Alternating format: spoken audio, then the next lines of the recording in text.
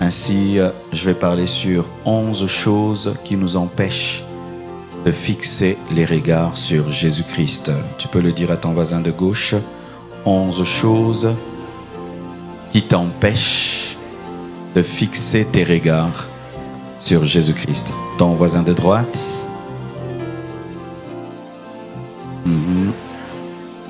Ton voisin de devant. Ton voisin de derrière. Seulement ton voisin qui te sourit. S'il ne te sourit pas, tu ne lui parles pas. Amen. Nous sommes debout, nous allons lire Hébreux 12, versets 1 à 4. Le piano est un peu plus bas, s'il te plaît. Hébreux 12, verset 1. Aujourd'hui, vraiment, je vais enseigner. Alléluia. Hébreux 12, verset 1, la Bible nous dit: nous donc aussi, puisque nous sommes environnés d'une si grande nuée de témoins, rejetons tout fardeau et le péché qui nous enveloppe si facilement, et courons avec persévérance dans la carrière qui nous est ouverte, ayant les regards sur Jésus, le chef et le consommateur de la foi, qui, en vue de la joie qui lui était réservée, a souffert la croix, méprisé l'ignominie, et s'est assis à la droite du trône de Dieu. Considérez en effet celui qui a supporté contre sa personne une telle opposition de la part des pécheurs, afin que vous ne vous lassiez point, l'âme découragée. Vous n'avez pas encore résisté jusqu'au sang en luttant contre le péché. Prenez place. Que Dieu bénisse celui qui a réglé le sang. Hein. Le sang est très bien. Il est où? C'est toi, frère. Tu dois venir à Kinshasa nous régler le sang. Je te dis, depuis qu'on a déménagé, le sang va dans tous les sens qu'on ne le comprend pas. Je cherche quelqu'un qui va l'attraper. Amen. Tu peux venir l'attraper pour nous. Welcome. On lui paye le billet, viens. Et lui, on le paye pas, il est de la maison. Amen. 11 choses qui nous empêchent de fixer les regards sur Jésus. Tout d'abord, c'est quoi fixer les regards? En grec, fixer le regard, c'est aparao, qui veut dire se concentrer, qui veut dire détourner les yeux sur tout le reste et se fixer sur un seul objectif. C'est ça, se concentrer, selon le grec, détourner les yeux sur tout le reste et se fixer sur un seul objectif. Et ici, notre seul objectif, c'est Jésus-Christ de Nazareth. Alléluia. Hébreux 12, verset 2 nous dit: ayant les regards sur Jésus. C'est quoi avoir ses regards fixés sur Jésus? Avoir ses regards fixés sur Jésus, ce n'est pas faire le Bouddha. Amen. Parce que de plus en plus, il y a des chrétiens qui font la méditation transcendantale et qui tombent dans des vides de la pensée, des concentrations occultes où tu te tiens là. Certains même ont des bougies, de l'encens. Non, je n'enseigne pas ça. Et si quelqu'un t'enseigne ça, c'est l'occultisme. Amen. Nous, les chrétiens, nous n'avons pas une position de concentration. Nous ne faisons pas le vide de la pensée, regardant une bougie avec des parfums et tout le reste. Amen. Ce n'est pas cette concentration-là du yoga. Lorsqu'on parle de la concentration sur Jésus, c'est l'aimer sans distraction. Alléluia. C'est garder sa parole. C'est l'attendre. C'est l'aimer plus que tout. C'est ne s'attendre qu'à lui. Faire de lui ta seule source. Alléluia. Faire de lui le centre de ta vie. C'est attendre l'enlèvement avec impatience, avec un désir ardent. Et c'est faire de lui ton modèle. C'est ça, se concentrer sur Jésus. Ce n'est pas tu te fixes là, Jésus, Jésus, Jésus, Jésus, Jésus, Jésus, Jésus, Jésus, Jésus. Non. Parce que beaucoup lisent des livres occultes, écoutent des prédicateurs satanistes et tombent dans le New Age, dans des possessions maléfiques démoniaques, et plusieurs, pour prophétiser, avoir des visions et tout le reste, c'est de l'occultisme.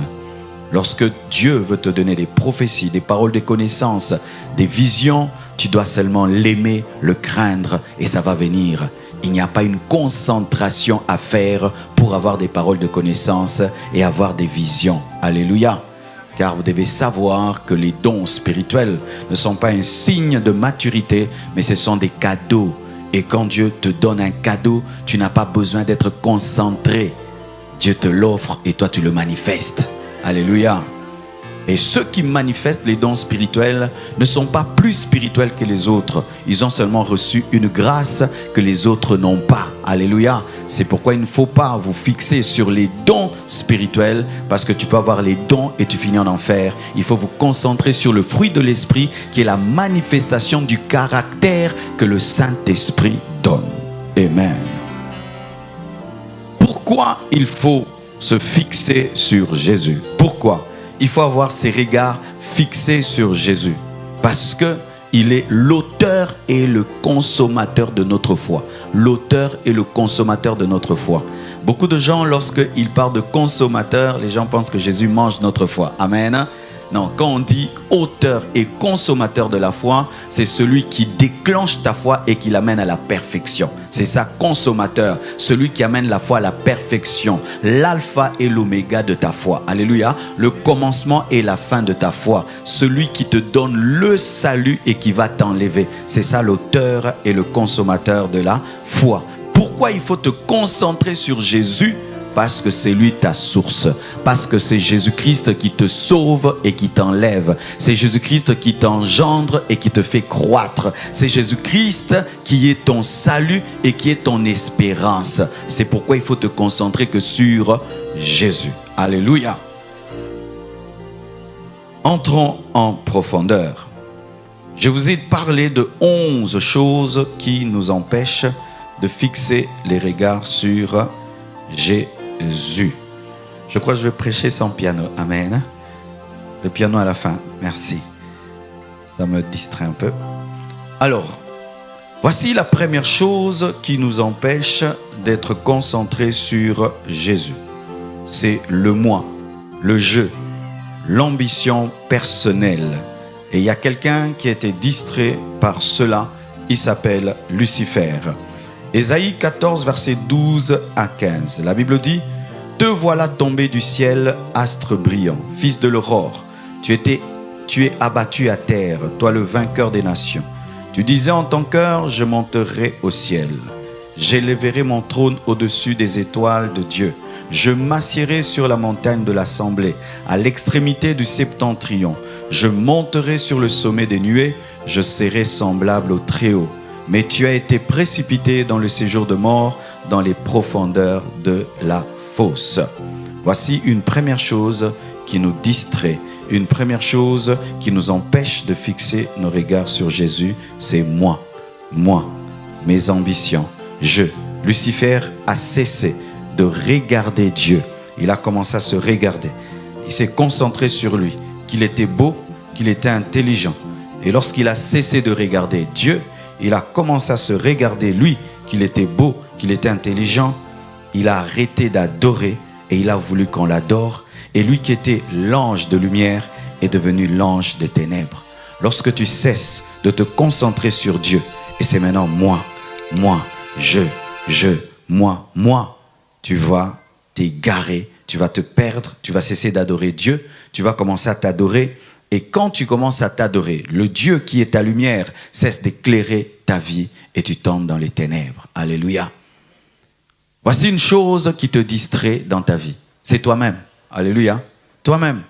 J'ai décidé, je veux devenir grand, je veux être célèbre, je veux être connu, je veux qu'on m'aime, je veux qu'on m'admire. Le je nous distrait. C'est pourquoi lorsque Jésus vient dans nos vies, la première chose qu'il fait, c'est de nous crucifier, nous tuer. Alléluia. Tuer ton moi, ton ambition, ton orgueil. Tu voulais devenir. Il dit non, tu vas devenir d'abord mon disciple, tu vas devenir d'abord mon esclave et ensuite on parlera du reste. Frères, sœurs, si tu veux demeurer chrétien jusqu'à ta mort, voici ton premier ennemi, toi-même. Toi-même. Ce n'est pas d'abord le diable. le démon, non, toi-même. L'homme sans le diable va en enfer. Le diable a perverti le premier homme, Adam. Et Adam a engendré des hommes déchus qui vont en enfer, mettons, à 100 à l'heure. Et le diable vient seulement précipiter ta course. Tu allais à 100 à l'heure, il te pousse, tu vas à 200 à l'heure. Nous avons fait de Satan notre seul ennemi, alors que nous avons un pire ennemi en nous, qui dort avec nous, qui se réveille avec nous. Il s'appelle moi. Moi, j'ai décidé, je veux. Pour que tu viennes ce matin ici, tu as décidé de venir, n'est-ce pas? La robe que tu as portée, c'est toi qui as décidé de la porter. Tout ce que tu as porté comme chaussures, c'est toi qui as décidé. Ainsi, tu pouvais décider ce matin de rester à la maison et tu allais rester à la maison. Tu pouvais te décider ce matin de porter une mini-jupe et tu allais la porter. Toi, tu peux être le destructeur de ta propre vie et te séparer de Dieu lorsque ton je, lorsque ton moi te dirige et te commande.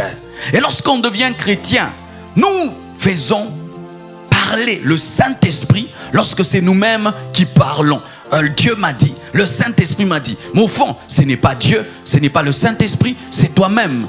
Et lorsque tu deviens le Saint-Esprit de toi-même, le vrai Saint-Esprit cesse de te diriger.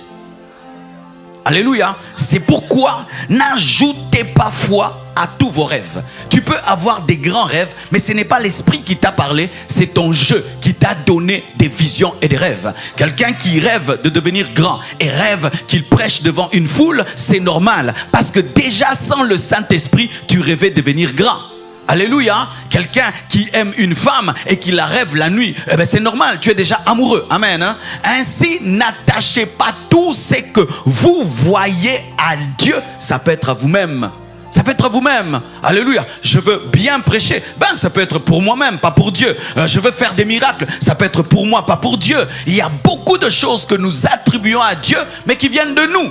Et lorsque le toi devient grand, tu deviens Lucifer. Lucifer a cessé d'adorer parce qu'il pensait qu'il était digne d'être adoré.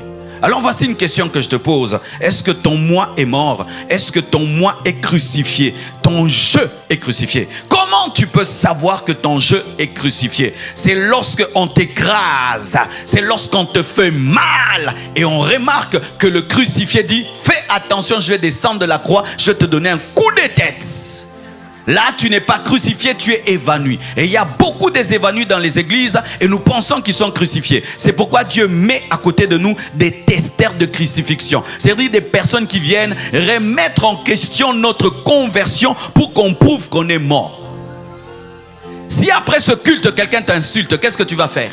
Tu vas répondre. Si quelqu'un après ce culte te manque du respect, qu'est-ce que tu vas faire? Tu vas répondre. Et nous avons des églises charnelles remplies de moi et de moi et de moi. C'est pourquoi on se tiraille, on se bat, on se querelle, on se dispute. Pourquoi? On est tellement vivant. Va au cimetière, il n'y a aucune querelle. Tout le monde est à sa place, tout le monde est calme. Mais va dans une école maternelle, tu vas voir, il a pris mon bonbon, il a pris mon chocolat, il m'a regardé. Et les églises sont devenues des écoles maternelle où on se plaint, où ceci, il m'a dit ça, il m'a mal regardé, il m'a pas salué, il m'a pas ceci, il a pris ma place, il a pris mon poste, c'était mon tour, c'était moi, moi, et moi. Et le moi amène la distraction. Il est temps que tu meurs à toi-même. Il est temps que tu meurs à toi-même. Il est temps que tu sois crucifié. Et je prie que le Saint-Esprit te crucifie par la parole qui est prêchée. Parce que le moi donne de la distraction. Je suis beau, je suis beau, je suis beau, je suis belle, je suis belle, je suis belle. Une femme qui est trop consciente de sa beauté est distraite. Vous savez ça, hein? Un homme qui est trop conscient de sa beauté est distrait. Quelqu'un qui est trop conscient de son intelligence est distrait. Lorsque tu deviens spirituel, même si tu es une belle femme, tu as tellement conscience de la beauté de Dieu que tu oublies que tu es une belle femme. Lorsque tu es spirituel, tu commences même à oublier que tu es intelligent. Tu commences à oublier même que tu es riche. Tu commences à oublier même que tu as beaucoup étudié. Moi, les diplômes que j'ai, la beauté que j'ai, moi que je suis. Tu es charnel. Tu es charnel. Parce que ces choses, tu devais les considérer comme de la boue à cause de la connaissance de Christ. Le je, le moi. Tue notre vie et tue l'église parce que moi amène toujours la mort. Alors je te pose cette question. Quelle est la dernière fois qu'on a testé ta crucifixion? Quelle est la dernière fois que quelqu'un t'a manqué du respect, que quelqu'un a touché à ton âme et tu n'as pas réagi? Quelle est la dernière fois que quelqu'un t'a fait quelque chose et tu as senti en toi le désir de te venger, de rendre le mal pour le mal, mais tu t'es maîtrisé? Quelle est la dernière fois? Si ça ne t'est jamais arrivé, tu es vivant. Et si tu es vivant, ton je agit. Et si ton moi agit, sache que tu ne seras jamais focalisé sur Jésus. Alléluia. Je peux même prêcher que là, ce premier point, jusqu'à la fin, parce qu'il est tellement important. Lorsque même dans le ministère, je deviens trop conscient que je sais prêcher, je cesse de me concentrer sur Jésus, je cesse de prier. Et on arrête de prier lorsqu'on sait qu'on sait. Mais quand tu sais que tu ne sais pas, tu vas t'agenouiller, tu vas prier. Il y a beaucoup de choses que nous cessons de faire parce que nous pensons être quelque chose. Dis, je ne suis rien. Est-ce que tu le crois vraiment? Quand nous chantons « Sans toi, je ne suis rien », est-ce que c'est vrai? C'est vrai que sans Jésus, tu ne peux rien. Ah, Jésus, je vois que ce problème-là, tu ne le comprends pas. Je vais le résoudre. Et puis après, je vais te ramener la victoire. Il est temps que tu meurs à toi. Il est temps que tu meurs à toi. Il est temps que tu acceptes la crucifixion de la chair. Et des fois, Dieu, pour te crucifier, met à côté de toi quelqu'un qui a mauvais caractère que tu dois supporter et supporter jusqu'à te fatiguer. Et il est toujours là et il est encore là jusqu'à te fatiguer. C'est lui qui est la croix. Donne-moi l'amen.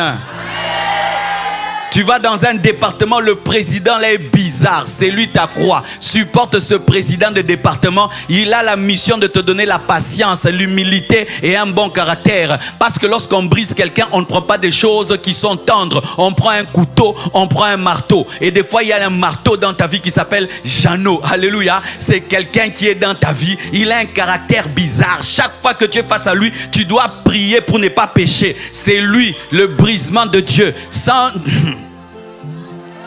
Alléluia. Parce que quand nous prions, Seigneur, brise-moi, nous pensons que ça va se passer dans ta chambre. Non, tu sortiras dehors et il y a quelqu'un en cours de route qui va t'insulter. Regarde son pantalon qui est troué. Et puis, oh, monsieur, Dieu te dit, tais-toi, continue. Tais-toi, C'est ça, la crucifixion. La crucifixion peut venir de ton mari, de ta femme, de tes enfants, de tes parents, de tes frères, de tes sœurs. La crucifixion peut venir de ton voisin là. Ce voisin là qui met la musique à fond. Le voisin là. Et tu dis, éteins, oh c'est chez moi, c'est chez moi. Il est là pour t'apprendre à pardonner, à t'humilier, à supporter. Alléluia. Et vous qui quittez les églises, ah ici on m'a brisé. Partout il y a des briseurs. Partout il y a des briseurs. Change les églises comme tu veux. Tu rencontreras toujours quelqu'un qui sera là pour tester ta crucifixion. La Bible nous dit quand Jésus-Christ était à la croix, pour tester sa crucifixion, on a pris une épée et on a troué son côté et l'eau et le sang ont coulé. Il y aura toujours quelqu'un qui viendra tester si tu es vraiment chrétien, tester vraiment si tu es mort, tester si tu as la douceur, tester si tu as la patience. Un jour, je vais dans un restaurant et il y a une dame qui m'a vu grandir. Elle me voit, elle dit, Marcelo, hey, viens. Je dis, oh, il y a longtemps qu'on m'a appelé comme ça, hein? Longtemps, ça m'a fait bizarre. Moi, il m'a... Et puis pour me révéler qu'elle me connaît bien, Tounassi, c'est mon nom de l'école, viens. Et elle me connaît vraiment. Et puis j'ai dit non, je ne vais pas aller. Elle est impolie, je veux la prouver, je veux la corriger, lui montrer les bonnes manières. J'irai pas, Dieu m'a dit tu y vas. J'ai dit pourquoi? Mais j'encourage des bêtises. Je te dis tu y vas. Pourquoi? Tu y vas. Et puis j'y vais, je traverse même la route. Et puis elle me dit, je voulais seulement te présenter, ça aussi c'est un pasteur comme toi. C'était un abbé, hein? C'est un pasteur comme toi. Je voulais seulement te le présenter. C'est tout. Oui, c'est tout. Maintenant tu peux aller. Tu sais, je suis parti mais mon esprit est resté. J'avais envie de lui dire des choses, hein? Mais Dieu m'a dit, tu prends, tu remballes tes choses et tu rentres à la maison. Quand je suis arrivé, j'ai dit, Marcel, tu es devenu bête. Dieu m'a dit, non, tu es mort. Je suis heureux. Je voulais seulement tester. Si tu es maintenant conscient que tu es l'apôtre, tu es le pasteur, il y a quelqu'un qui n'aura pas peur de qui tu es, de ce que tu fais. Il te parlera comme un homme. Mais c'est Dieu qui vient tester si tu es humble. C'est pourquoi David, loin de Dieu, lorsqu'on l'insultait, il disait laissez-le m'insulter. Peut-être c'est Dieu qui l'a envoyé m'insulter. Oh. Donne-moi un amen. Donne-moi un amen. Un jour, quelqu'un a dit, Dieu a dit, si on te frappe à la joue droite, donne aussi la joue gauche. Mais n'est pas dit ce que tu feras après la joue gauche. Parce que tu peux donner un double. Si tu es charnel, il y a un temps tu te tais, même si on te fait mal. Il y a un temps où tu ne réponds pas, même si tu connais la vérité. Parce que ce n'est pas le temps de parler. Ce n'est pas le temps de répondre. Ce n'est pas le temps de montrer les muscles. Parce que tu es mort. Tu peux te tenir devant un cadavre. Tu l'insultes. Du matin au soir, il ne te répondra pas. Et il est temps de mourir à toi-même. Alléluia. Il est temps de mourir à toi-même. L'homme spirituel, c'est l'homme qui est fort mais qui ne manifeste pas sa force. Si le petit bébé qui est là, il vient et me tape ici, qu'est-ce que je lui ferai? Je ne peux rien lui faire, même s'il me griffe, même s'il déchire mon pantalon. Pourquoi? Je suis trop fort pour répondre. Mon inaction n'est pas une faiblesse. C'est parce que je suis trop fort que je ne réponds pas. Et lorsque tu deviens très spirituel, tu ne réponds pas parce que tu es faible, tu ne réponds pas parce que tu es trop fort. Si tu rencontres le champion du monde de boxe et tu lui donnes un coup, est-ce qu'il te frappera? Il ne peut pas te frapper parce que s'il te frappe, il va te tuer. C'est pourquoi il ne va rien te faire. Et on va dire qu'il est bête. Il n'est pas bête. Il est tellement sage qu'il ne te touche pas parce que s'il te touche, il te tue. Oh, lorsque tu comprendras que des fois la force, c'est de ne rien faire. C'est de ne pas répondre. Ce n'est pas rendre le mal pour le mal. C'est alors que Dieu sera ta force. Parce que lorsque les hommes utilisent ton inaction pour agir et te casser, c'est alors que Dieu agira à ta place. Et lui maintenant va transformer ceux qui te font du mal. Oh ya ya ya ya ya ya ya ya. Donne-moi un amen. Essaye à la maison. Ton mari te parle mal, il te parle mal et il sait que toi tu réponds toujours. Et cette fois-ci tu ne réponds pas. Il va dire, hé Soisé, qu'est-ce qui t'est arrivé? Qu'est-ce qui se passe? Mais tu ne réponds pas? Je ne réponds pas. Mais qu'est-ce qu'il y a? Tu ne réponds pas? Mais je ne réponds pas. Je t'assure, le dimanche prochain, il viendra prier ici. J'aimerais savoir qu'est-ce que vous avez dit à ma femme pour qu'elle ne réponde plus. On lui a dit qu'il est un temps pour parler, un temps pour se taire. Et il faut avoir la maîtrise de soi par la mort à soi-même. La mort à soi-même, la mort à soi-même. Deuxième source qui nous empêche de fixer nos regards sur Jésus. La fenêtre. Acte 20, verset 9. Or, un jeune homme nommé Eutychus, qui était assis sur la fenêtre, s'endormit profondément pendant le long discours de Paul. Entraîné par le sommeil, il tomba du 3e étage en bas et il fut relevé mort. Mais Paul, étant descendu, se pencha sur lui et le prit dans ses bras en disant, « Ne vous troublez pas, car son âme est en lui. » Paul est en train de prêcher, il y a un jeune homme qui s'assied, mais qui ne s'assied pas au bon endroit. Il s'assied à la fenêtre. Ainsi, il peut voir ce qui se passe dehors et ce qui se passe dedans. Alléluia. Mais Paul prêche très longtemps. Un jour, j'aimerais prêcher comme lui toute la nuit. Et le jeune homme est pris de sommeil et il tombe de l'autre côté et il meurt. Cet enfant n'était pas sérieux parce que lorsque tu viens écouter la parole, tu dois te tenir à un endroit qui te permet d'être totalement concentré sur l'orateur. Mais lui se place à un endroit où il peut à la fois profiter de l'enseignement de Paul et voir ce qui se passe dehors. Il n'est pas totalement consacré. Il a une compromission en lui. Il aime à la fois Paul et il aime à la fois ce qui se passe dehors. C'est le symbole des enfants de Dieu qui aiment à la fois les choses de Dieu et qui aiment les choses du monde. Samedi, ils peuvent être là, ils chantent Beyoncé, Rihanna. Et dimanche, le Saint-Esprit règne. Ils aiment les choses de Dieu et ils aiment les choses du monde. Ils ont la garde-robe du dimanche et la garde-robe de samedi. Ah oui, hein, si on va dans ta maison, les choses que tu as dans ta garde-robe et que tu portes quelque part, c'est terrible. Et vous qui pensez que Jésus-Christ reviendra le dimanche, qui vous le dit? À cause du décalage horaire, ce sera toujours un autre jour que dimanche. Parce que pendant qu'il est dimanche ici, quelque part, il est samedi. Parce qu'il y a un décalage horaire. Et vous avez une consécration d'église, une consécration du dimanche, une consécration parce que je vais prêcher, parce que je vais chanter, mais vous n'avez pas une consécration totale parce que vous aimez à la fois Dieu, vous aimez à la fois le monde. La Bible dit que lorsque tu n'es ni chaud ni froid, Dieu te vomira.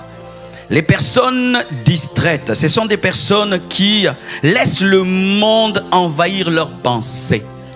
Tu es rempli des musiques mondaines. Tu es rempli des films. Tu es rempli des réseaux sociaux. Tu es rempli d'Instagram. Tu es rempli de TikTok. Quand tu entres sur TikTok, tu n'en sors plus. Tu es rempli des choses qui ne profitent en rien à ta spiritualité. Sache que tu perdras ta concentration. Dès le matin, tu ne vas pas vers la Bible ni prier. Dès le matin, c'est vers ton téléphone. Tous ceux qui se comportent ainsi sont des idolâtres. Oui, mon frère. Ce que tu fais en premier détermine qui est ton Dieu. Je répète ça. Ce que tu fais en premier et en dernier même détermine qui est le Dieu de ta vie. Si tu commences ta journée au téléphone et tu la termines au téléphone, ce n'est pas Dieu qui est ton Dieu, c'est ton téléphone. Et les hommes modernes aujourd'hui commencent leur journée où? Au téléphone. Quand tu te réveilles, ce n'est pas Seigneur, merci pour le souffle de vie. Seigneur, je te confie ma journée. Seigneur, garde-moi, protège-moi. Et puis tu médites la Bible pour entendre Dieu. Non, nous commençons nos journées au téléphone. Et lorsque tu finis ta journée, j'ai partagé ceci. Tel il a dit quoi? Tel a fait quoi? Tel a dit quoi? Tel a fait quoi? Et puis tu dors. Tu es un idolâtre et tu es totalement distrait. Dieu ne peut ni te diriger pendant ta journée et il ne peut même corriger ta journée. Alléluia. Vos Bibles souffrent de blessures intérieures. Vos genoux, vous ne les mettez plus à terre. C'est seulement à l'église que vous vous agenouillez. Mais est-ce que le matin, vous priez? Est-ce que le matin, vous priez?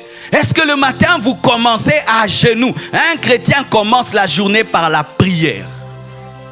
Regardez les coqs. Les coqs en Afrique, dès le matin, ils font cocorico. Des fois, les coqs sont plus spirituels que nous. Tu vas dire que je t'insulte, mais un coq était plus spirituel que Pierre. Pierre reniait Jésus, mais le coq adorait Jésus. Pendant que Pierre disait je ne le connais pas, le coq disait Jésus est Seigneur. Des animaux adorent Dieu dès le matin. Mais des gens qui s'appellent chrétiens commencent au téléphone. Certains commencent en comptant l'argent, dès le matin, l'argent. Et d'autres, dès le matin, croissant. Manger. Quand tu te réveilles, frigo. Glouton que tu es. Tu as comme Dieu ton ventre. Le matin, on ne pense pas à son café d'abord. On ne pense pas à son croissant d'abord. On ne pense pas à son téléphone d'abord. On ne pense pas à l'argent d'abord. Mais on pense d'abord à Jésus. Car beaucoup de choses se passent la nuit. Tu pouvais mourir dans ton sommeil, mais Dieu t'a gardé. Il y a eu des combats spirituels, mais Dieu t'a protégé. Commencez à genoux. Et aujourd'hui, nos téléphones nous disent même combien d'heures nous avons fait au téléphone, n'est-ce pas? Oh, tu as fait 9 heures au téléphone. Et ça peut même te dire, qu'est-ce que tu as fait au téléphone? Tu étais que sur TikTok. Et tu as des journées pareilles, et des journées pareilles, et encore des journées pareilles. Comment tu seras concentré sur Jésus? Méditez la Bible le matin. Mangez la Bible le matin. Avant de manger ton croissant, mange d'abord la Bible. Avant de manger une pomme, mange d'abord la Bible. Avant de parler aux hommes, parle d'abord à Dieu. Avant d'écouter les hommes, écoute d'abord Dieu. Avant d'écouter les informations, écoute d'abord les informations du ciel. Si vous ne faites pas ainsi, vous êtes des distraits. Vous êtes des distraits. Et si Dieu n'est pas le premier de ta journée, il ne sera pas dans ta journée. C'est comme ça que nous avons des journées naturelles. Tu finis une journée, il n'y a rien de spécial. Tu finis une journée, il n'y a rien d'extraordinaire. Parce que Dieu n'était pas au début. Quand on dit alpha et oméga, ce n'est pas venir ici dire alpha, oméga. Non, alpha, oméga, c'est le début de la journée, la fin de la journée. Car s'il est au commencement, il sera au milieu et il sera à la fin. Commencez avec Dieu. Commencez avec Dieu. Commencez avec Dieu. Même quand tu vas venir dimanche à l'église, tu dois prier d'abord avant de venir à l'église. On prie avant de venir à l'église. Certains disent, Dieu, je ne te parle pas. J'irai te parler à l'église. Mais que tu as déjà mangé le croissant à la maison, tu vas manger encore le croissant ici et tu vas manger encore le croissant. Mais quand tu sais que tu iras à l'église, je ne te parle pas, je ne te prie pas, je vais prier à l'église. Non! Nous ne prions pas à l'église. Nous prions Dieu tout le temps. C'est pourquoi nous prions aussi à l'église. Nous ne sommes pas des adorateurs du temple. Qui est le temple ou pas, qui est un culte ou pas, soit un homme de prière. Et tu qui c'est mort parce qu'il était distrait. Et tu qui c'est mort parce qu'il n'était pas entier. Et tu qui c'est mort parce qu'il avait un pied dans la chambre, un pied dehors. Et tu qui c'est mort parce qu'il n'avait pas une attention totale. Ces personnes qui viennent à l'église, il a une oreille vers la parole, une autre oreille qui va m'épouser ici. Mais oui, qui va me donner le boulot ici? Comment je vais faire ceci? Tu es là mais tu n'es pas totalement là. Tu écoutes un peu la parole, tu regardes le voisin. Tu écoutes un peu la parole, tu regardes à gauche. Certains même, ils écoutent un peu la parole, ils critiquent un peu. Ils écoutent un peu la parole, il est au téléphone. J'étais dans une église, c'était terrible. Pendant qu'on prêche, ils sont sur Snapchat. Pendant qu'on prêche, ils sont sur WhatsApp. Ils sont en train de causer alors qu'ils sont au culte. Quelle malédiction, quel manque de respect. Quand on est à l'église, on éteint son téléphone. Alléluia. À moins que tu aies un travail qui te l'exige. Le respect pour Dieu. L'honneur pour Dieu. On écoute la parole, on mange un peu. On sort là-bas, on mange un peu. Non, non. Parce que s'il y a un roi, une autorité de ce monde, à un lieu, il faut voir comment les gens sont en carreau devant Donald Trump. Mais quand ils sont devant Dieu, ils se permettent n'importe quoi. Et ils disent c'est l'Europe. Non. L'Europe ne permet pas de pécher contre Dieu, de lui manquer le respect. J'étais quelque part, pendant que tu prêches, quelqu'un boit le kouka là-bas, et lui là-bas, j'ai dit non, c'est quoi ça? Oh non, dans notre pays c'est comme ça. Oui, mais dans la Bible c'est pas comme ça. Alléluia. Il ne faudrait pas qu'au nom de l'Europe, vous vous permettiez de faire des choses. Parce que le Saint-Esprit est au-dessus de la culture. La Bible est élevée au-dessus de la culture. Les Finney, les Wesley, c'était des Européens, mais qui ont bougé le monde par leur consécration. Alléluia. Ne changez pas les choses.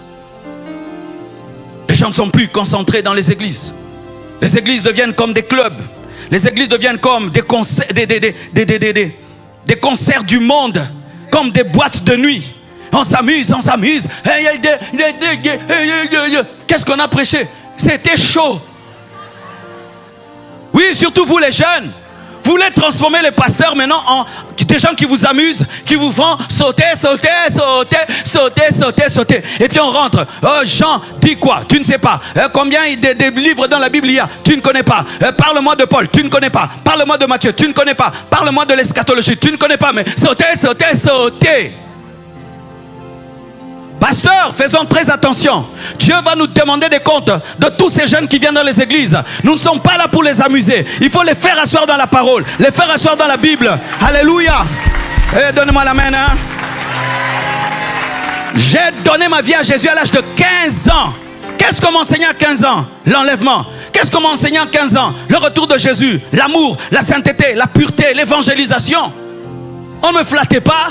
On ne me donnait pas une église à mon goût, une église à mon goût, une église à mon goût, de peur que je parte. Non, un vrai chrétien, même si l'église n'est pas à son goût, il la transforme à son goût.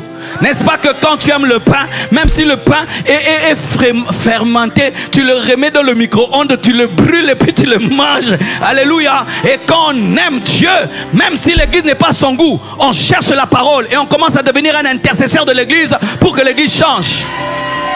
Oh, donne-moi la main, hein. Sinon les églises vont devenir des boîtes de nuit. Des boîtes de nuit. Des boîtes de nuit. Pour vous plaire. Pour que vous soyez à l'aise. Non, l'église dérange. La parole dérange. Je sais que pendant que je prêche, je te choque.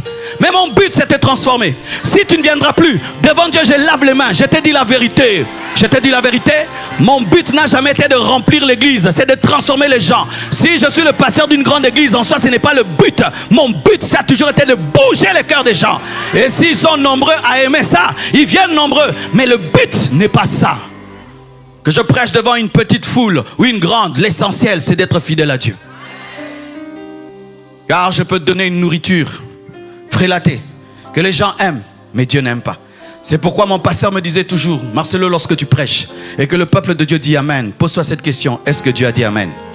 Il faudrait que le Saint-Esprit dise Amen quand on prêche. Quitte la distraction. C'est pourquoi lorsque tu as le temps de venir physiquement à l'église, viens à l'église. Oh non, je vous suis en live. En live, les choses qui se passent. Tu es en train de manger, puis tu es en live. Et puis tu laisses le live. Et puis tu vas. Tu peux être sur 4 lives au même moment. Vrai ou faux? Vrai ou faux? Et tu adores ici, tu écoutes la parole là-bas, tu donnes l'offrande de l'autre côté. Venez physiquement quand vous avez le temps. Alléluia. Les églises sont en train de mourir aux États-Unis. Les gens ne vont plus à l'église. Ils suivent en live. Tu viens de l'église, ils sont à 3000. Mais 50 000 connexions.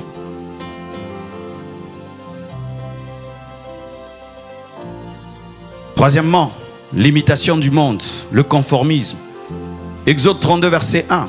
Le peuple, voyant que Moïse tardait à descendre de la montagne, s'assembla autour d'Aaron et lui dit: allons, fais-nous un Dieu qui marche devant nous, car ce Moïse, cet homme qui nous a fait sortir du pays d'Égypte, nous ne savons ce qu'il est devenu. Dans 1 Samuel 8, verset 4, tous les anciens d'Israël s'assemblèrent et vinrent auprès de Samuel à Rama. Ils lui dirent: voici, tu es vieux, et tes fils ne marchent point sur tes traces. Maintenant, établis sur nous un roi pour juger, comme il y en a chez toutes les nations. Deux versets qui parlent de la même chose, le conformisme, l'imitation du monde. Moïse va au sommet de la montagne et comme il tarde, Israël va auprès d'Aaron et dit: donne-nous un Dieu comme les autres dieux. Eux, ils ont des dieux qu'on voit, ont des statues. Nous, notre Dieu est invisible, on ne le voit pas. Donne-nous aussi un Dieu qu'on voit. Fais-nous un veau d'or, en l'honneur de l'Éternel, mais on veut un veau d'or, comme les Égyptiens, comme les Amoréens, comme les autres. Dans 1 Samuel, Dieu dirigeait Israël comme étant un roi invisible. Un jour, il se fatigue de lui. On ne veut plus d'un Dieu invisible. On ne veut plus d'un roi invisible. On veut un roi charnel. C'est alors que Dieu leur a donné Saoul. Saoul qui est devenu un problème pour Israël. Imiter les mondes. Ah, eux, ils sont mieux que nous, hein. Des chrétiens qui disent des choses comme ça. Les païens sont plus heureux que nous. Depuis quand un mort est plus heureux que les vivants? Les païens, ils sont mieux que nous. Depuis quand les païens sont mieux que nous? Une comparaison qu'on ne peut pas faire. Tu regardes ta vie passée quand tu étais païen. Tu dis, j'étais mieux dans le monde. Ne dites jamais ça. Ils ont regardé les païens. Ils ont regardé les autres. Ils ont dit, donne-nous un Dieu comme les autres, alors qu'ils avaient déjà un Dieu. Donne-nous un roi comme les autres, alors qu'ils avaient déjà un roi. Arrêtez d'imiter les païens. Arrêtez de convoiter les païens. Arrêtez de convoiter le monde. Arrêtez de convoiter le monde. Aimez Dieu. Aimez-le tel qu'il est, avec ce qu'il te donne et ce qu'il ne te donne pas. Ne cherchez pas à avoir tout ce que les autres ont. Alléluia. Lui, il vole. Il se permet d'avoir une Ferrari. Toi, tu travailles honnêtement. Tu as une Toyota. Gloire à Dieu.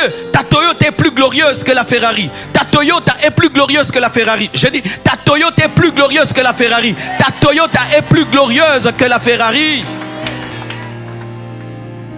Arrêtez d'imiter le monde. Arrêtez de réclamer à Dieu les choses que Satan fait. Arrêtez de réclamer à Dieu les choses que Satan fait. Nous voulons ce que les autres ont. Seigneur, nous voulons ce que les autres ont. L'envie, la convoitise. La convoitise. De plus en plus, je vois même les musiciens dans nos églises. Tu sens qu'ils regardent en secret les clips mondains. Oui, parce que les choses qu'ils commencent à faire, tu te dis, ça vient d'où? Ça vient d'où ces choses-là? Pourquoi tous les rappeurs chrétiens, ils rappent en faisant des trucs comme ça? Et vous tous, vous avez toujours des essuies ici, qui retombent ici. Même s'il fait chaud, même s'il fait froid, et vous n'avez pas besoin de vous essuyer. Vous en avez besoin. Et ici, ouais. Pourquoi? Regardez au Saint-Esprit. Il va vous révéler la méthode qui touche les cœurs. Regardez à Dieu. Il va vous donner la méthode qui touche au cœur. Arrêtez d'envier le monde. Arrêtez d'envier le monde. Arrêtez d'envier le monde. Ils ont recherché le veau d'or et Dieu les a frappés. Ils ont recherché Saoul et Saoul les a maltraités. Alléluia. Pourquoi regardes-tu un païen pour prier? Pourquoi regardes-tu un païen pour demander des choses à Dieu? Oh Seigneur, regarde ce païen, il a construit une maison, donne-moi aussi la maison. Regarde à ta destinée, regarde au plan de Dieu pour toi. Arrête de regarder au monde pour prier. Arrête de regarder au monde pour prier. Imiter, faire comme. C'est vrai, la Bible dit que nous pouvons nous adapter. L'adaptation n'est pas le conformisme. Ces baffles viennent du monde. Cette lumière vient du monde. Nous prenons ce qui est bon et nous rejetons ce qui est mauvais. Ne prenez pas tout. Ne prenez pas tout dans le monde. Ne prenez pas tout dans le monde. Le monde est pourri. Le monde est sale. Le monde est pourri. Le monde est sale. Alléluia.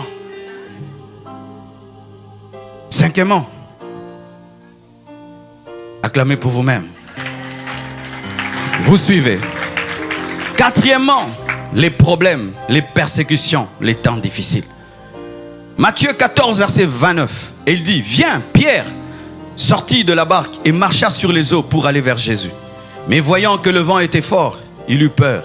Et comme il commençait à enfoncer, il s'écria, Seigneur, sauve-moi. Aussitôt Jésus étendit la main, le saisit et lui dit, homme de peu de foi, pourquoi as-tu douté? Jésus-Christ marche sur les eaux et les disciples pensent que c'est un fantôme. Et Pierre dit, si c'est toi, ordonne que je vienne vers toi. Jésus lui dit, viens. Et lorsqu'il vient, il a les regards fixés sur Jésus. Mais tout d'un coup, la tempête commence. Et au lieu de fixer ses regards sur Jésus, il fixe la tempête et il commence à s'enfoncer. Donc, qu'est-ce qui permettait à Pierre de marcher sur l'eau? C'était le regard de Jésus. Oh, acclame le Seigneur. Tant qu'il avait les regards fixés sur Jésus, il marchait sur l'eau. Mais lorsqu'il a cessé de regarder Jésus et qu'il a regardé l'eau, il s'est enfoncé. Qu'est-ce que la tempête? Les problèmes, les maladies, les combats, les persécutions. C'est ça la tempête. Quelle que soit la tempête, regarde Jésus.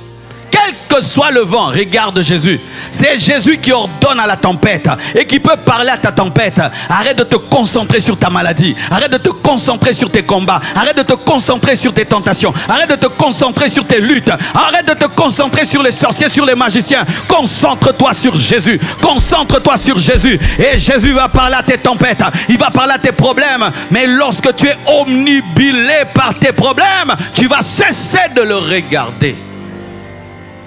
Lundi, comment tu vas? Ça ne va pas. J'ai des problèmes de loyer. Mardi, comment ça va? Ça ne va pas. J'ai mal au dos. Mercredi, comment ça va?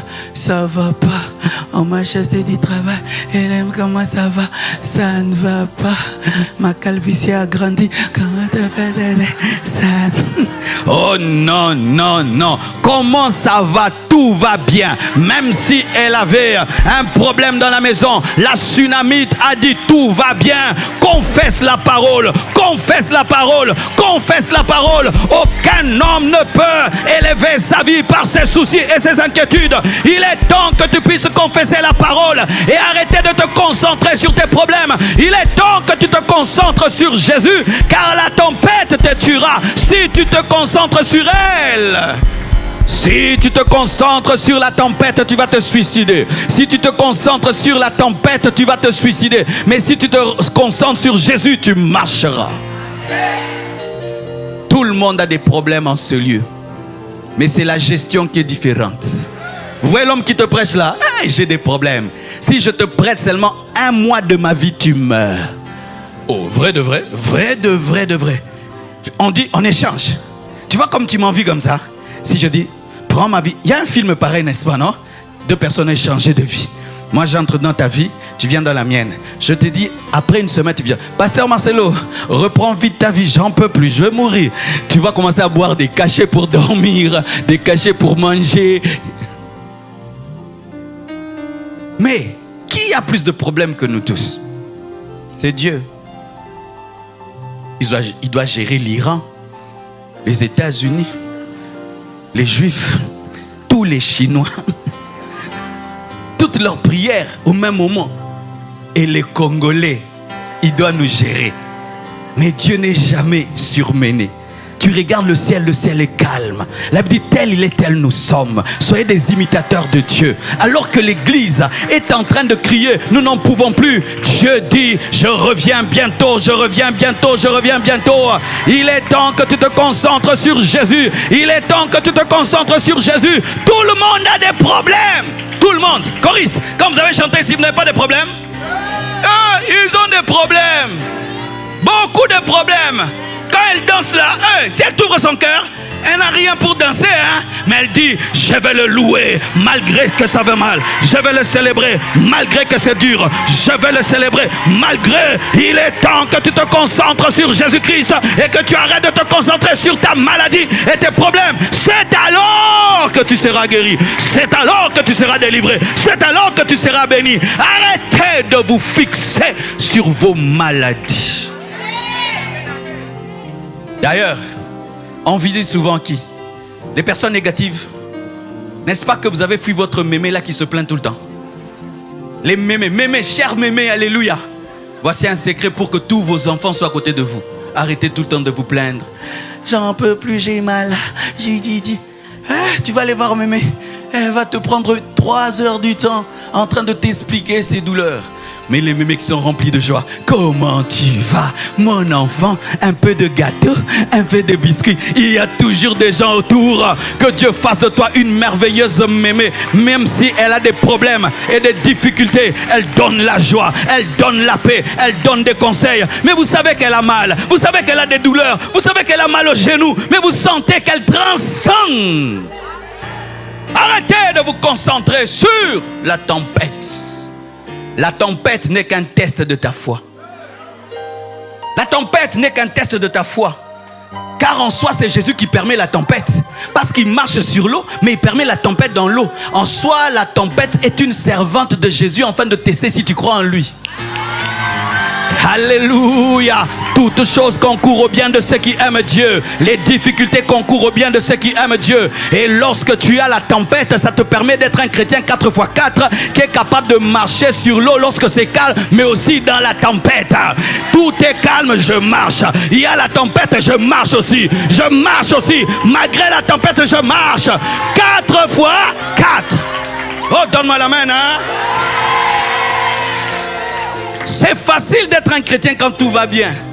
Mais un chrétien dans les luttes, dans les combats, c'est là où on a la révélation. Ça, c'est un chrétien. Il est malade, mais il vient à l'église. Il est pauvre, mais il danse. Sa femme meurt, mais il prêche la parole. C'est ça la preuve. J'aimerais te dire qu'un jour, ta foi sera prouvée, éprouvée. Ta foi sera éprouvée. Donne-moi la main. La vie chrétienne, ce n'est pas un monde de bisounours. De bisounours où on prêche aux chrétiens. Si tu es en Christ, tu n'auras pas de problème. C'est écrit où? Jésus dit, vous serez persécutés. Vous serez haïs à cause de moi. Vous serez sciés. Vous serez emprisonnés. Mais je serai avec moi, vous. Lorsque tu traverseras la vallée de l'ombre de la mort, je serai avec toi. Mais tu la traverseras. Mais il sera avec toi. Il n'a pas dit qu'il va éviter la vallée de l'ombre de la mort, mais il a dit qu'il sera avec toi. Oh, donne-moi la main, hein? Hey! Si pour toi, les problèmes sont une surprise, pour Dieu, c'était prévu.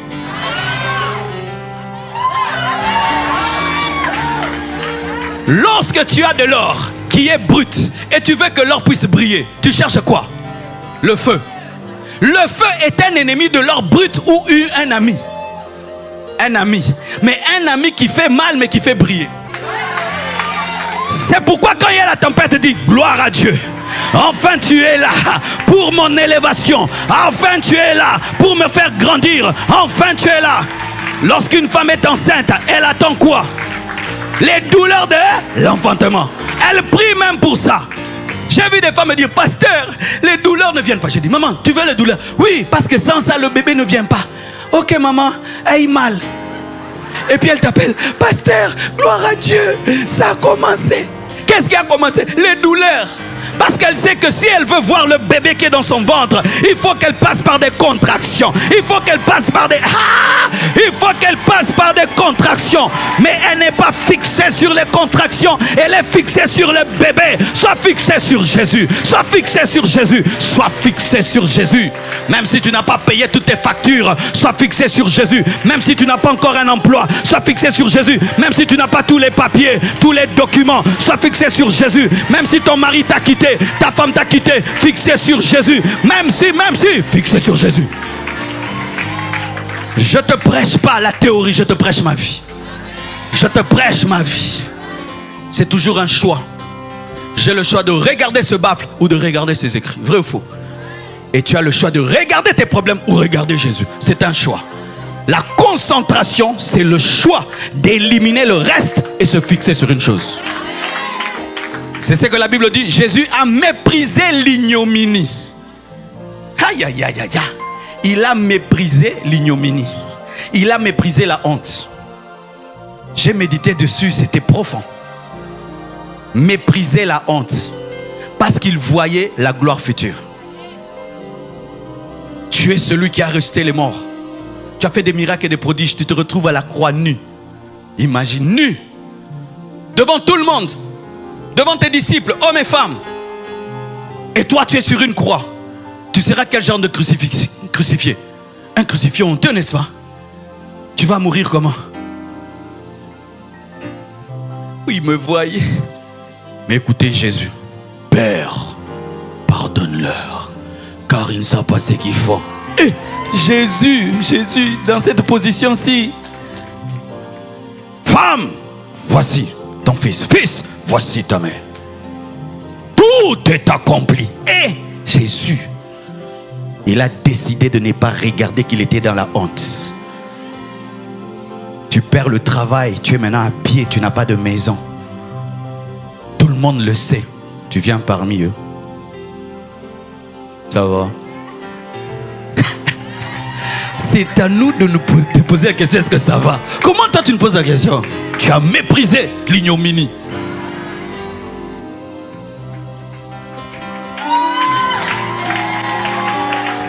Tout le monde sait que tel était ton fiancé, mais il a pris une autre sœur. Dimanche, tu viens à l'église. Mais. Ça va. Méprise l'ignominie. Et qu'est-ce qui permet de mépriser l'ignominie? Se regarder à la récompense céleste. C'est regarder à Jésus. C'est regarder au-delà de la honte. Voir la gloire qui est derrière. Aïe, aïe, aïe, aïe. C'est pourquoi Dieu lui a donné le nom qui est élevé au-dessus de tout autre nom. Parce qu'il a méprisé ce qu'il méprisait. Lorsque tu traverses les problèmes veulent devenir ton Dieu. La maladie peut devenir ton Dieu. Tu vas faire des projets en fonction d'elle. Tu vas tout programmer en fonction d'elle. Le problème peut te dire, ne fais plus. Mais quand tu dis, c'est vrai que je souffre, c'est vrai que j'ai des problèmes, mais j'ai aussi un Dieu. C'est vrai qu'il y a la tempête, mais il y a Jésus qui marche sur la tempête. Alors, tempête, je n'ai que faire de toi. Jésus, toi qui m'as permis de marcher sur l'eau, tu contrôles la tempête qui vient. Alors je te regarde toi et ça ne te fera rien. C'est pourquoi lorsque les Juifs étaient dans le désert et qu'ils étaient mordus par le serpent, qu'est-ce que Dieu leur disait? De regarder le serpent d'airain. Tu n'as pas à prendre un bâton pour tuer le serpent d'airain. Tu n'as qu'à regarder le serpent d'airain. Et voici encore, ce qui nous distrait, ce sont nos forces. Notre force, notre capacité. Je suis capable. Tu regardes le serpent d'airain, mais il ne bouge pas. Mais le serpent qui te mord bouge. Et la douleur, tu la sens. Naturellement, tu feras quoi? Tu vas prendre une pierre et tuer le serpent. Mais Dieu n'a pas dit de tuer le serpent. Il a dit de regarder le serpent qui est mort afin de tuer les serpents vivants. Donne-moi l'amen. Donne-moi l'amen, je vais creuser un peu. C'est un choc pour l'intelligence, n'est-ce pas? Ce qui est vivant te mord, mais Dieu te dit que le salut est dans ce qui est mort. Le serpent d'airain guérit des morsures des serpents vivants. Et Dieu ne te dit pas de prendre des pierres, mais de regarder. De regarder ce qui est mort, afin que ce qui est vivant ne te tue pas. Ainsi, la vie est dans la mort.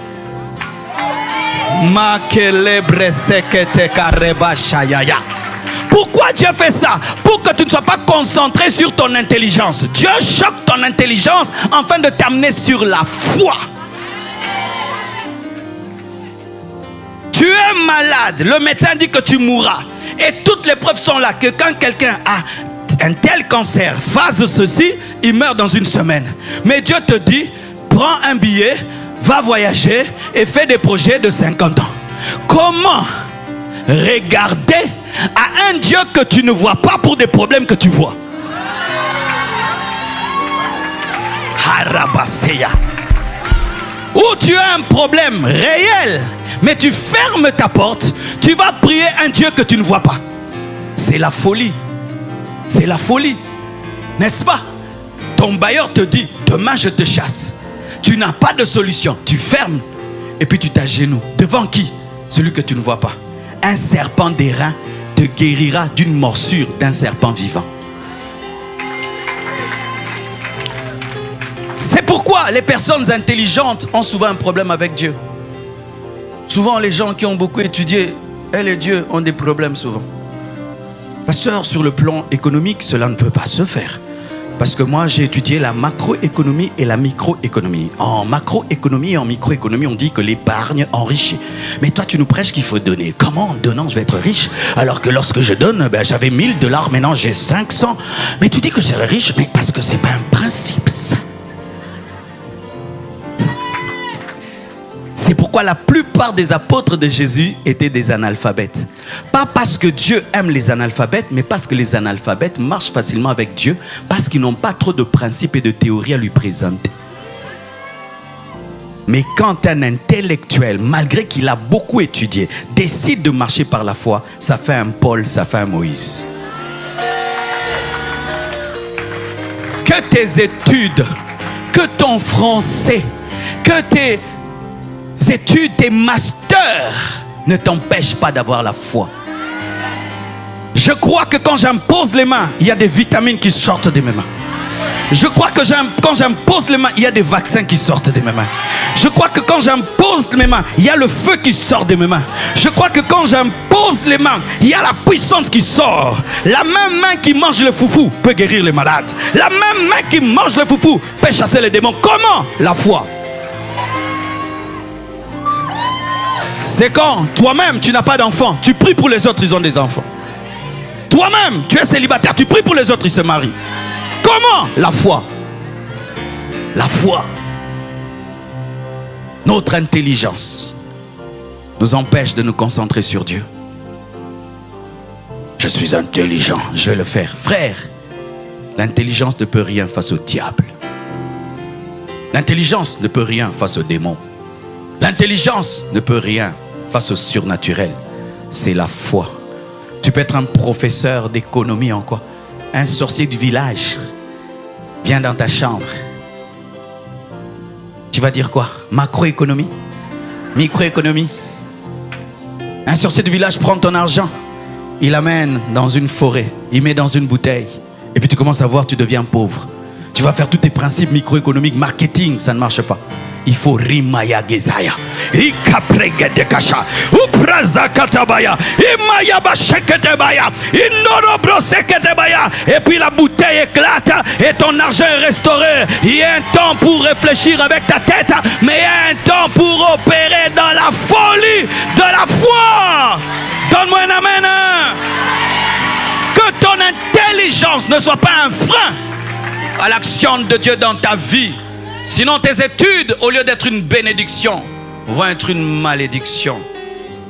C'est pourquoi beaucoup d'intellectuels ne parlent pas en langue dans l'église. Vrai ou faux? Le Saint-Esprit commence à souffler. Ils sont... Oh, c'est quoi da? Mais la sœur, les sœurs, qu'elles sont sensibles à Dieu. Et tu vas voir son mari. Chérie, c'est quoi?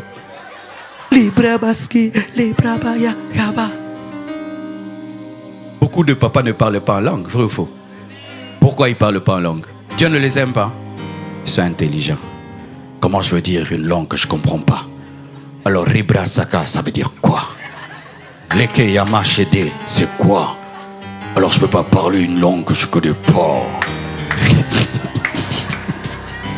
La Bible dit que celui qui parle en langue parle en esprit. Son intelligence est stérile, mais c'est ton esprit qui opère. Et ainsi, même si mon intelligence est stérile et ne comprend rien, mon esprit comprend et parle à Dieu qui comprend mon esprit.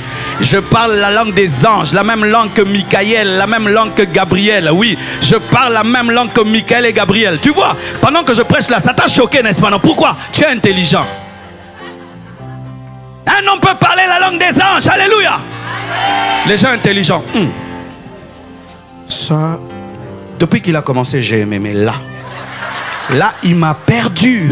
J'étais perdu consciemment. C'est vraiment volontairement que j'étais perdu. Je viens de perdre tous les intelligents. Alors vous qui ne croyez pas au parler la langue, comment pouvez-vous croire que Dieu a créé les cieux et la terre? Vous l'avez vu?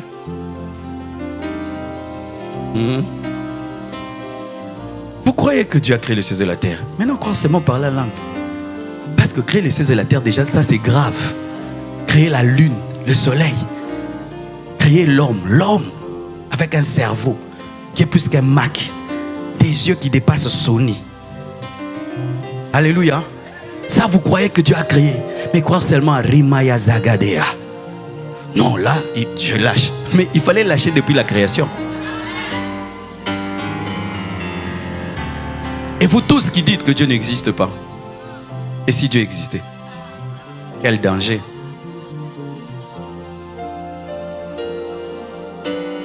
Qui connaît le créateur de cette chair? Qui connaît? Personne. Cette chair s'est créée elle-même. Qui est d'accord avec moi? Quelqu'un a créé cette chair. Qui est d'accord avec moi? Vous l'avez vu? Mais pourquoi vous dites que quelqu'un l'a créé alors? Parce que vous ne l'avez pas vu. Parce qu'il y a de l'intelligence. On sent que ça a été coupé, ça a été pensé. Ici pour qu'on mette de l'eau, qu'on mette du papier. Ici que la chair et tout le reste. Donc il y a de l'intelligence. S'il y a une intelligence, donc il y a un créateur. Mais quand tu vois le système solaire, quelle horlogerie, Quand tu regardes les étoiles, quand tu vois la lune, les fonds marins, sous l'eau là-bas, il y a des animaux qui vivent dans les ténèbres mais qui produisent eux-mêmes de la lumière. Qui a créé de telles choses? Une intelligence. Et cette intelligence, je l'appelle Dieu.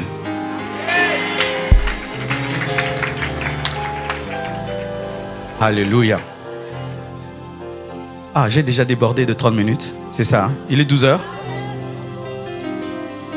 Ok, je prends un point. Le reste, je vous prêcherai prochainement. Ok. Je termine. Les gloires nous distraient. Ésaïe 6, versets 1 à 3. L'année de la mort du roi Osias, je vis le Seigneur assis sur un trône très élevé.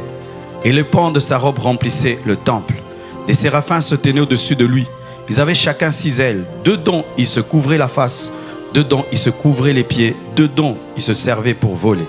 Ils criaient l'un à l'autre et disaient: Saint, Saint est l'Éternel des armées, toute la terre est pleine de ta gloire. Que Dieu me donne les phrases pour clôturer. Ésaïe a une vision de Dieu, mais il a aussi une vision des séraphins, des êtres angéliques qui ont 6 ailes. 2 pour voler, le ministère. 2 pour couvrir leurs pieds, la sainteté. 2 pour se couvrir le visage, la révérence. Les êtres qui côtoient Dieu brillent et sont glorieux. Mais lorsqu'ils voient qu'Ésaïe est là, en train de regarder Dieu, ils font de leur mieux pour que Ésaïe ne regarde pas leur visage. Ils voulaient que la seule star soit Dieu, pas les séraphins. Parce que les gloires, et quand je dis gloire, ce sont les personnes élevées, les personnes sages, intelligentes, très belles, glorieuses, ointes. Dans l'église et dans le monde, on les appelle des gloires. Les gloires peuvent nous détacher de Dieu et nous empêcher de le regarder. C'est pourquoi les apôtres, chaque fois qu'ils produisaient des miracles et des prodiges et qu'on venait les adorer, ils disaient: nous sommes des hommes de la même nature que vous. Aujourd'hui, l'église n'est plus focalisée sur Jésus à cause des gloires. Les oints de Dieu, les pasteurs, les apôtres, les musiciens ont rempli nos pensées et nos cœurs et ont pris la place de Jésus dans nos cœurs. Les gens peuvent se battre pour leur daddy, mais ne se battent pas pour Jésus. Les oints de Dieu sont devenus nos stars. Les musiciens sont devenus nos stars. Les prédicateurs sont devenus nos stars. Et même certains se comportent comme des stars. Et l'adoration qui devait revenir à Dieu revient aux hommes, une abomination. Lorsque Dieu pourra utiliser votre pasteur, des morts ressuscitent, les aveugles voient, ne l'adorez pas. Donnez toute la gloire à Dieu. Arrêtez de parler de votre pasteur matin, midi, soir. Parlez de Jésus matin, midi, soir. Personne n'est sauvé lorsqu'on parle d'un pasteur. On n'est sauvé que lorsqu'on parle de Jésus. Vendredi, je regarde le live de l'église de Kinshasa. Plein de gens ne sont pas là parce que j'ai voyagé. Mercredi, je regarde le live de Kinshasa. Plein de gens ne sont pas là. Pasteur Marcelo a voyagé. Pensez-vous que dans l'église primitive, lorsque Paul n'est pas là, les gens n'allaient pas au temple, n'allaient pas prier? Pensez-vous que dans l'église primitive, lorsque Pierre n'est pas là, les gens n'allaient pas au temple? L'idolâtrie. L'homme a pris la place de Dieu. Mes frères et sœurs, celui qui s'attache à la chair s'attache à la terre. Et la terre n'est que poussière. Attachez-vous à Jésus. Ne vous attachez pas à ses serviteurs. Attachez-vous à Jésus. Et quand même vous attachez aux serviteurs de Dieu, c'est parce qu'ils suivent Jésus. Mais que dans vos cœurs, qu'il n'y ait qu'un seul Dieu, Jésus. Dans vos cœurs, qu'il n'y ait qu'une seule star, Jésus. Nous ne sommes que des hommes. Nous ne sommes que des hommes ayant des luttes et des combats comme vous. Nous ne sommes que des hommes lavés par le sang de Jésus comme vous. Et chaque fois dans l'église que tu sens que l'église commence à t'aimer plus que Dieu, rappelle-leur que tu n'es qu'un homme. J'ai vu un pasteur, quelqu'un courir devant lui et se jeter pour l'adorer. Lui aussi s'est jeté par terre. Il a dit, ça c'est pour Jésus.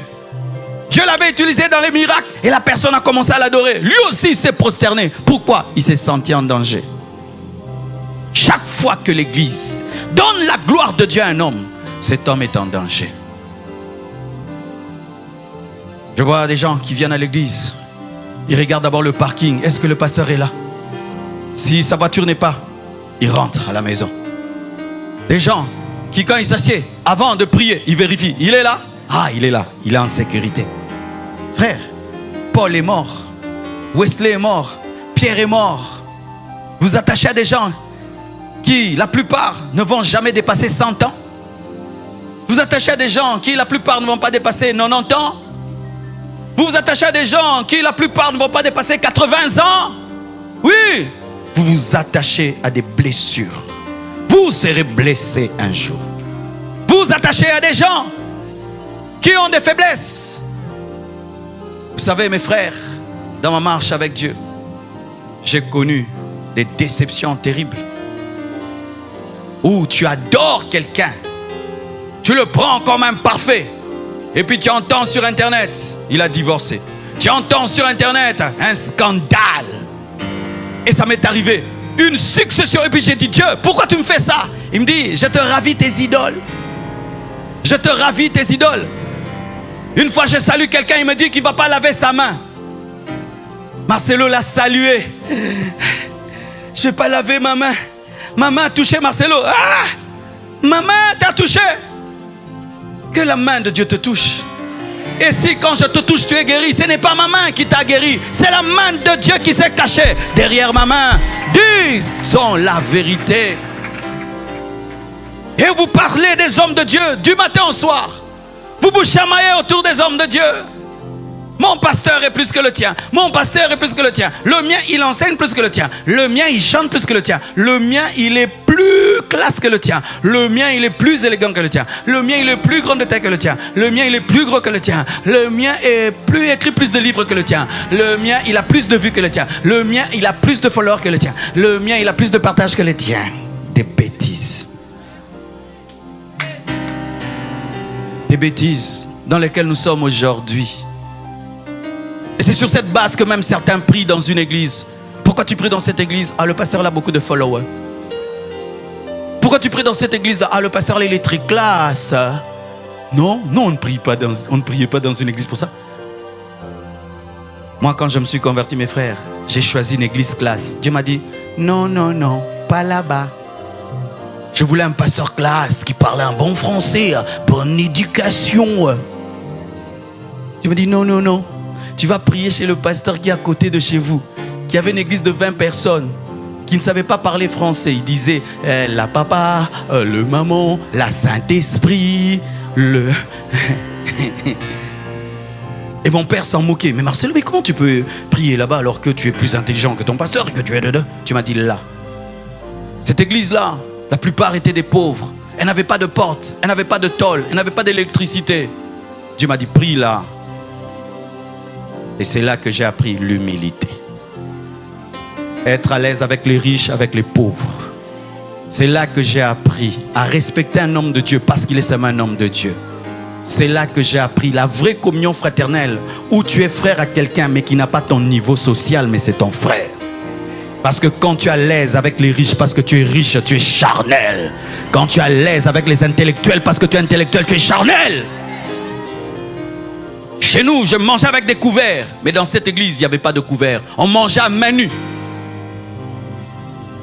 J'aimais les chansons en anglais, en français. Là-bas, on chantait en Kikongo, Chiluba.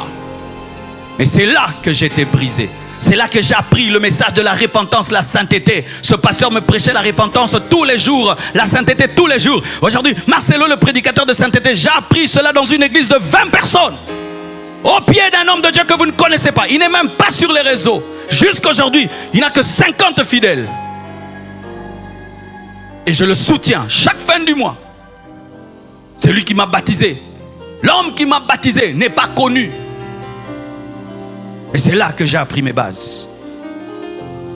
Votre fierté est devenue les hommes. Au lieu d'être Jésus-Christ, vous vous battez à être autour de nous. Au lieu de vous battre, d'être en communion avec Dieu. Autour de nous. Battez-vous, allez dans des retraites, recherchez l'onction, recherchez la puissance, recherchez la parole, recherchez Dieu. Recherchez Dieu et soyez à côté de nous parce que c'est l'esprit qui vous met à côté de nous. Mais si vous êtes à côté de nous par la chair, pour dire seulement que vous êtes à côté, c'est la chair. N'adorez pas les hommes, respectez les hommes, honorez les hommes. Mais ne leur donnez jamais la place de Dieu dans vos vies. L'église Compassion, c'est une église bâtie sur Jésus. Des fois on me dit, pasteur, quand tu voyages, les gens ne viennent pas. Ah bon? Je leur ai enseigné pendant des vingtaines d'années. S'ils continuent à être des gens qui pour venir, je dois être là, ce sont des bébés spirituels éternels. J'irai prêcher là où on ne m'a jamais entendu. Chers frères et sœurs, quelle que soit la gloire et l'onction qui est sur un homme, voyez toujours Dieu qui est derrière. C'est pourquoi nous devons être la génération des Élysées. Élie a dit à Élisée, si tu me vois alors que je monte, c'est alors que tu auras le manteau. Et voici ce qu'Élisée faisait. Élie mange, il regarde Élie mange. Il dort, il regarde dormir. Parce qu'il ne sait pas quand est-ce qu'il sera enlevé. Et quand il est parti, il a crié, char d'Israël et sa cavalerie pour dire, je t'ai vu. C'est alors qu'il a eu le manteau. Élie représente Jésus. Élisée représente l'Église. Sois concentré sur Jésus. Même si les gens te parlent, concentré sur Jésus. Même s'il y a des luttes, concentré sur Jésus. Même s'il y a la gloire, concentré sur Jésus. Même si on te critique, concentré sur Jésus. Même si on te calomnie, concentré sur Jésus. Même s'il y a des persécutions, concentré sur Jésus. Même si Dieu t'élève, il t'abaisse, concentré sur Jésus. Et un jour, au son de la trompette de Dieu, tu seras enlevé. Restez concentrés sur Jésus. Que Dieu vous bénisse abondamment.